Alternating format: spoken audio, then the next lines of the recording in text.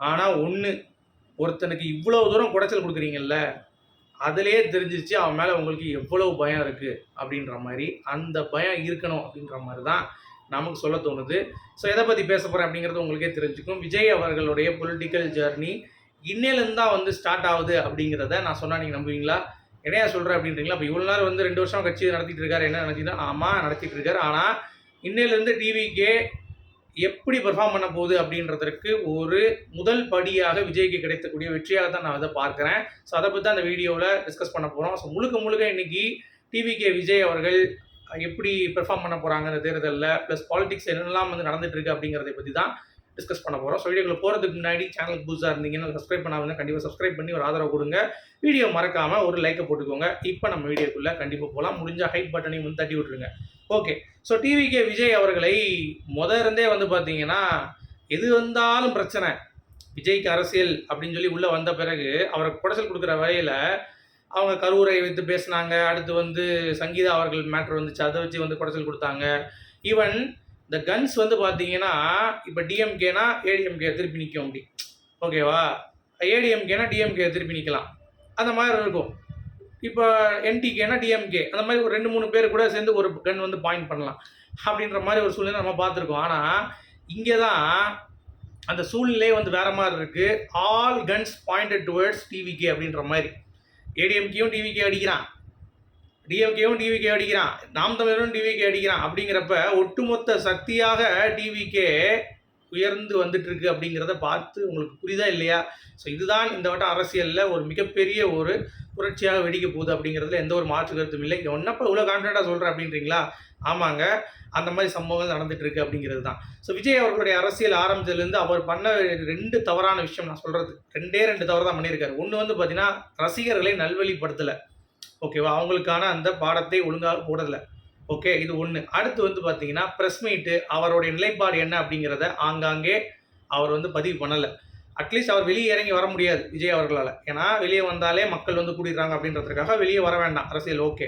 But அவர் ஸ்ட்ராங்காக நிறைய விஷயங்களுக்கு கண்டனம் தெரிவிச்சிருக்கணும், ப்ரெஸ் மீட் வச்சிருக்கணும். ஆனால் அதெல்லாம் தவறிட்டேன். இந்த 2 விஷயத்தை தவிர விஜய் அவர்கள் பெருசாக வந்து எந்த தப்பும் வந்து பண்ணல, ஓகேங்களா? அந்த கரூர் இதில் வந்து பார்த்தீங்கன்னா அவர் லேட்டாக வந்தது ஒரு காரணமாக இருந்தாலும் போதிய போலீஸ் பாதுகாப்பு அமைக்காதது வந்து மிகப்பெரிய ஒரு பின்னடைவாக இருந்தது. அடுத்து நீங்கள் பர்சனல் லைஃப் கொண்டு வரக்கூடாது. ஏன்னா 1000 பேருக்கு 1000 விதமாக பர்சனல் லைஃப் இருக்குது அப்படின்றதுனால சங்கீதா மேட்டரும் கிடையாது.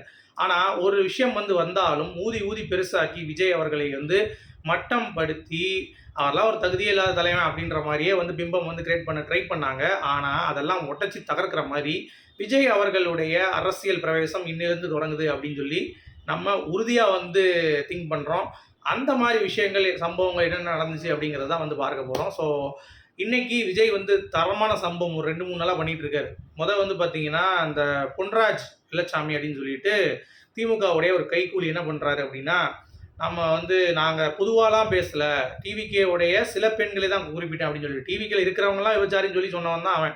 அவனெல்லாம் மரியாதையே கொடுக்கக்கூடாது, ஓகேவா? அப்படிப்பட்ட அவன் இவங்களை தற்குறின்றான். நீயே ஒரு தற்குறி. இப்போது என்னன்னா, பெண்களே அவ்வளோ சீக்கிரம் நீ வந்து அப்படி சொல்லிடுவ விபச்சாரின்னு சொல்லிட்டு ஒரு இதில் உட்காந்துக்கிட்டு அது சொல்லிவிட்டு அவன் ஜஸ்டிஃபை கொடுக்குறான். விஜய் அவர்கள் அதுக்கு வந்து கண்டனம் தெரிவித்து ஒரு பெரிய பக்கத்தில் வந்து அவர் எழுதிட்டார் இந்த மாதிரி நிறைய விஷயங்கள். நீலாம் என்னையா நீங்கள் பண்ணிகிட்டு இருக்க அப்படின்னா திமுகவுடைய கைக்கூலின்ட்டார். உடனே அவனுக்கு பொங்கிருச்சு. என்ன பண்ணுறான்னா, விஜய் அவர்களுக்கு பதில் சொல்கிறேன் அப்படின்ற பேரில் நீங்கள் வந்து கரூர்லேருந்து ஆரம்பிச்சிட்டாங்க, திருப்பி சங்கீதா கூட இருக்குல்ல அப்படின்ற மாதிரி திருப்பி முதலிருந்து வராங்க. வந்து நீ வந்து ரசிகர்கள் நெறிமுறைப்படுத்தலை, ரசிகர்களை நீங்கள் வந்து பேசும்போது அவங்க வந்து அவன் பொண்டாட்டின்றாங்க, அவங்க வந்து சில பேர் வந்து பார்த்தீங்கன்னா அண்ணனுக்கு அண்ணனாக இருப்போம்பாங்க. அது மாதிரி சில விஷயங்கள் சில பேர் தப்பு பண்ணியிருப்பாங்கல்ல, அதை எடுத்து ஹைலைட் பண்ணுறானுங்க. இந்த மரமண்டைகளுக்கு புரியல. விஜய் அவர்கள் ஏற்கனவே சொல்லிட்டார் அதை பற்றி. நான் வெளியே வந்தேன் அப்படின்னா குழந்தைகள்லாம் எடுத்துகிட்டு வராதிங்கம்மா, வந்தாலும் வந்து மேலெலாம் ஏறி குரங்குத்தெல்லாம் காட்டாதீங்க, பின்னாடி பின்தொடராதீங்கன்னு சொல்லிட்டு பல தடவை விஜய் அவர்கள் சொல்லிட்டாரு. அதை மீறியும் வந்து அவர் ரசிகர்கள் வந்து பண்ணுறாங்க அப்படிங்கிறப்ப அதை தலைவன் என்ன பண்ணணும்? ஒன்றும் பண்ண முடியாது, அவ்வளோதான். அவர் எவ்வளோதோ சொல்ல முடியுமோ அவ்வளோதான் சொல்லியாச்சு. அதுக்கு மேலே வந்து விஜய் ரசிகர்களுக்கு புரியல அப்படின்னா உங்கள் தலைவருக்கு தான் அது மிகப்பெரிய பின்னடைவாக இருக்க போகுது அப்படிங்கிறதை நீங்கள் முதல் உணர வேண்டும். அப்படி நீங்கள் உணர்ந்தால் தான் அது வந்து நீங்கள் திருத்துப்பீங்க. இல்லாட்டி வேன்னு விஜயை பார்க்க நான் போகிறேன்னு சொல்லிட்டு இப்போ வேறு ஒரு சம்பவம் நடக்க போகுது தெரியுங்களா? 29ஆம் தேதி 2034 வேட்பாளரே அறிவிக்கிறார் விஜய். அதை விடுங்க, ஒரு வட்டம் அதை அறிவிச்சுட்டு போகிறார். அங்கே வந்து ஒரு செப்பரேட்டாக ஒரு ஹாலில் தான் நடக்குது, ஒரு க்ளோஸ்டு பிளேஸு, அது யாருக்கும் பெரிய இதெல்லாம் கிடையாது, உள்ள என்ட்ரி அப்படிலாம் கிடையாதுன்னு வைங்களேன். ஒரு 500 பேர் தான் கூட போகிறாங்க. பட் 30ஆம் தேதி ஒரு பெரிய சம்பவம் இருக்குது. பெரம்பூர், கொளத்தூர், வில்லிவாக்கம் இந்த 3 இதுலேயும் விஜய் அவர்கள் பிரச்சாரம் பண்ண போகிறார். ஸோ இதுக்கு நான் ஓப்பனாக சொல்கிறேன், அங்கே நீங்கள் யாராவது குழந்தைகளை கூட்டு போய் இன்னும் தப்பு பண்ணாதீங்க தயவு செஞ்சு. ஏன்னா அவ்வளோ கூட்டம் வரப்போகுது. கண்டிப்பாக வந்து பார்த்தீங்கன்னா தமிழ்நாடே திரும்பி பார்க்க போகுது. என்னடா அவன் இப்படி வந்து கூட்டிட்டான் கூட்டத்தை, இது வரைக்கும் எந்த அரசியல் கட்சியிலையும் வந்து இந்தளவு கூட்டம் கூட்டினது இல்லையா அப்படின்ற மாதிரி ஒரு கிரியேட் பண்ணுவாங்க. ஸோ அப்படி பண்ணும் பொழுது கண்டிப்பாக வந்து பார்த்தீங்கன்னா போயிடாதீங்க. ஏன்னா உங்களுடைய இதுதான் சொல்கிறேன். ஏன்னா விஜய் அவர்களுக்கு தான் அதுக்கு திருப்பி பழி போடுவாங்க. ஏற்கனவே விஜய் அவர்கள் வராருன்னு சொல்லிட்டு அங்கிட்டு இங்கிட்டு தோண்டி போட்டிருந்தாங்க. மெட்ரோவில் பார்த்தீங்களா, அந்த தொகுதி தான் வரப்போறாருன்னு சொல்லிட்டு அவருக்கு அனுமதி மறுக்கப்பட்டிருந்தது. எங்கள் வேலை நடக்குது, அது இது நடக்குதுன்ட்டு. ஸோ அப்படியே கொடுத்தாலும் இந்த மாதிரி குழியை தோண்டி விட்டு எங்கேயாவது கீழே தள்ளி விட்டாங்க அப்படின்னா ரொம்ப கஷ்டம் அப்படிங்கிறது தான். இதை வந்து நம்ம கரூர்லேயே பார்த்தோம். அதனால் தயவு செஞ்சு அதை பண்ணிடாதீங்க. ஆனால் சம்பவம் மண்டாப்பில் அந்த பொன்ராஜிக்கு எதிராக போய் கம்ப்ளைண்ட் கொடுத்துட்டாரு. இந்த மாதிரி வந்து இவர் வந்து பெண்களை அருவருத்தக்க வகையில் பேசியிருக்காருன்னு சொல்லிட்டு. அது மட்டும் இல்லாமல் இன்னைக்கு தலைமை தேர்தல் அதிகாரியை போய் பார்த்துட்டு எனக்கு இன்னும் வந்து பெர்மிஷனே கொடுக்கல அப்படின்ற மாதிரி ஒரு கம்ப்ளைண்ட்டும் வந்து நீங்கள் ரெஜிஸ்டர் பண்ணிட்டு வந்துட்டார். ஸோ ஆக்டிவ் பாலிடிக்ஸ்குள்ளே விஜய் அவர்கள் உள்ளே என்ட்ரு ஆகிறாரு அப்படிங்கிறது தான். இதனால் எல்லாத்துக்கும் வந்து வயிற்ற கலக்கிட்டு இருக்கு அப்படிங்கிறது எத்தனை பேர் நோட் பண்ணுறீங்க? ஏன்னா செந்தில் பாலாஜி கரூர் தான் வந்து பெரிய ஆளுன்னு சொல்லிட்டு 10 ரூபான்னு சொல்லி போய்ங்கிறவன் போட்டு அவரை டேமேஜ் பண்ணிட்டாப்புல விஜய். இப்போது அங்கேருந்து கோவை தெற்கு தொகுதிக்கு வந்து பார்த்தீங்கன்னா நம்ம பாலாஜியை வந்து மாற்றிட்டாங்க. கரூரில் வந்து இப்போ அவர் நிற்கலை. புரிஞ்சிருச்சு அவங்களுக்கு விஜயோட வெற்றி இதுதான். அது மட்டும் இல்லாமல் இப்போ அவருக்கு பிரச்சாரத்தில் கொடுத்துருக்காங்கல்ல, இனிமேல் சூறாவளி பிரச்சாரம் இதுலேருந்து ஆரம்பிக்க போகுது அப்படின்னு சொல்லிட்டு செங்கோட்டையன் வேறு வந்து சொல்லிட்டாரு. இனிமேல் அடித்து தூக்கி ஆட போகிறார் அப்படின்னு சொல்லிட்டு. ஸோ இப்போது விஜய் அவர்களுக்கு முக்கியமாக வேணுங்கிறது ஒரு ஸ்பேஸ் இருக்கணும். மக்கள் வந்து கூடும் பொழுது விஜய் ரசிகர்கள் நான் சொல்கிறேன், தொண்டர்கள் சொல்கிறேன், அப்படியே போய் கூடாதீங்க. கொஞ்சம் கேப் கொடுங்க. நீங்களே வந்து கொஞ்சம் கூட்டம் கூடுற மாதிரி இருந்தால் அந்த இடத்துல கூடாதீங்க, தள்ளி நில்லுங்க. அந்த மாதிரி உங்களுக்குள்ளே வந்து பார்த்தீங்கன்னா கொஞ்சம் செப்பரேட் பண்ணிக்கோங்க. ஏன்னா அவருக்கு தான் அது பின்னாடியே போகுது. இன்னொன்று வந்து பார்த்தீங்கன்னா அவர் வந்து பேசுகிறது, அதுக்கடுத்து அவர் என்ன நினைக்கிறாரோ அதெல்லாம் பேசுகிற போது ஓகே. பட் இந்த மீடியாக்காரங்கன்னு ஒரு குரூப் இருக்குது. கேமரா தூக்கிட்டு அங்கங்கே வந்து பார்த்தீங்கன்னா அவங்க எடுக்கிறதுக்கு. இன்றைக்கி கூட யாராவது உள்ளே போகிறப்ப இவ்வளோ கேமரா வச்சுட்டு நச்சுற மாதிரி வருவானுங்க. இப்போ மு க ஸ்டாலின் போகிறாரு, இல்லை எடப்பாடி பழனிசாமி போகிறாருன்னா கேமரா ஓரளவுக்கு தள்ளி தான் இருக்கும். இவங்க வந்து கேமரா வச்சுட்டு மீடியாக்காரங்க உள்ளே வந்து நசிக்கிறாங்க போல் விஜய். ஸோ அந்தளவுக்கு வந்து பார்த்தீங்கன்னா அவங்கள வந்து புஷ் பண்ணுறாங்க. ஸோ அப்படி இருக்கும்போது மீடியாக்காரங்களும் கொஞ்சம் ரெக்வஸ்ட் என்னன்னா கொஞ்சம் ஸ்பேஸ் கொடுங்க. எல்லாருக்கும் அது ஒன்று தான், விஜயும் ஒன்று தான், எல்லாரும் ஒன்று தான் அப்படின்றதுனால அவருக்கு முதல்ல ஸ்பேஸ் கொடுங்க. அவர் இப்படி நீங்கள் கூப்பிட்டு போனீங்கன்னா அப்படி கூட்டம் இருக்குது, அப்படி இப்படி நெரிசலாக இருக்குது அமுக்குறாங்க, இது பண்ணுறாங்க அப்படின்னா குறைஞ்சபட்சம் மீடியா வந்து போங்க. ஏன்னா அவர் கூட்டம் கூடுது அப்படிங்கிறப்ப அந்த மாதிரி ஒரு இது பண்ணுங்க.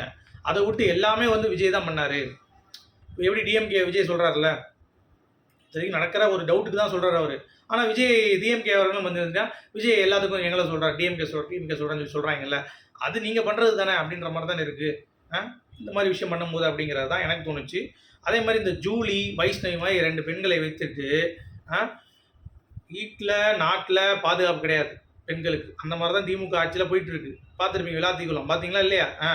விளாத்திக்குளம் மட்டும் இல்லை, இந்த ஒரு வாரங்களில் கிட்டத்தட்ட 15-16 கேஸு. அதை கேட்குறதுக்கு துப்பு கிடையாது இந்த வைஷ்ணவிக்கும் ஜூலிக்கும். இப்போ வந்து விஜய் அண்ணா எங்கே நிற்கிறான்னு சொல்லுங்கள், அந்த இடத்துல நாங்கள் வந்து நின்று பிரச்சாரம் பண்ண போகிறாங்க. பண்ணுங்க. ஏன்டி கிட்னி திருடி அதெல்லாம் இப்படி தான் சொல்லலையே ஆகணும். எவ்வளோ கேவலமாக வந்து பண்ணிகிட்டு இருக்கு. அதை பற்றிலாம் நீ கவலையே கிடையாது. உனக்கு விஜய் ஏதோ கடிக்கணும், திமுக இருந்து காசு வாங்கி ஏதோ பண்ணிகிட்டு இருக்கு அப்படிங்கிற மாதிரி தான் தோணுச்சு. என்னை பொறுத்தவரைக்கும் விஜய் அவர்களுக்கு சல்யூட். ஏன்னா இவ்வளோ தூரம் ப்ரெஷர் பண்ணியும் நான் தனியாக தான் நிற்பேன்டா, எனக்கு ஏடிஎம்கே தேவையில்லை டிஎம்கே தேவையில்லைன்னு சொல்லிட்டு ஒருத்தர் நிற்கிறான் அப்படின்னா அவனுக்கு நிஜமாக நம்ம பாராட்டுகள் தெரிவித்து தான் ஆகணும். ஸோ ஹேட்ஸ் ஆஃப் விஜய் அப்படிங்கிறது தான் என்னுடைய பாயிண்ட் ஆஃப் வியூ. ஸோ இனிமேல் வந்து அரசியல் சம்மந்தமான நகர்வுகள் என்னை பொறுத்த வரைக்கும் எனக்கு டிஎம்கேவும் வேணாம் ஏடிஎம்கே வேணாம் அப்படின்ற மாதிரி தான் நான் இருப்பேன். ஸோ என்டிகே ஓரளவுக்கு வந்து சப்போர்ட் பண்ணிட்டு இருந்தேன். ஆனால் நாம் தமிழகம் வந்து பார்த்தீங்கன்னா விஜய் அவர்கள் ஏதாவது ஒன்று பண்ணாலும் அங்கேயே வந்து குற்றம் சாட்டிட்டு இருக்காங்க. தவிர டிஎம்கே அவங்களுடைய எதிர்ப்புங்கிறத மறந்துட்டானுங்க. ஃபுல்லாக டிவிக்கே தான் வந்து இது பண்ணிகிட்டு இருக்கானுங்க. ஒரு சீமான் இருந்தார் ஞாபகம் இருக்கா? எனக்கு கொடுக்க இல்லை என் தம்பிக்கு கொடு, டிவிகே கொடு, 2 பேரில் யார் பண்ணுவோம் அப்படிங்கிறது தான் பாயிண்ட்டு. அது இல்லாமல் இப்போ வந்து டிஎம்கே விட்டுட்டு டிவிக்கே வந்து பார்த்தீங்கன்னா அடிச்சிட்டு இருக்காரு அப்படிங்கிறது பார்க்கும் பொழுது சீமான் அவர்களுக்கான அந்த வாக்கும் வந்து பார்த்தீங்கன்னா சரிவதற்கான வாய்ப்புகள் இருக்குது அப்படிங்கிறது தான். ஸோ மக்கள் ரொம்ப உஷராயிட்டாங்க. ஒரு எழுச்சி இருக்குது அப்படிங்கிறது பார்க்க முடியுது. விஜய் அவர்கள் வந்து ஜெயிப்பாரா தோப்பாராங்கிறத தாண்டி கண்டிப்பாக ஒரு மிகப்பெரிய ஒரு எழுச்சி இருக்குது அப்படிங்கிறத நான் உணர்றேன். உங்களுடைய கருத்துக்கள் என்ன அப்படின்னு சொல்லுங்கள். மீண்டும் சந்திப்போம்.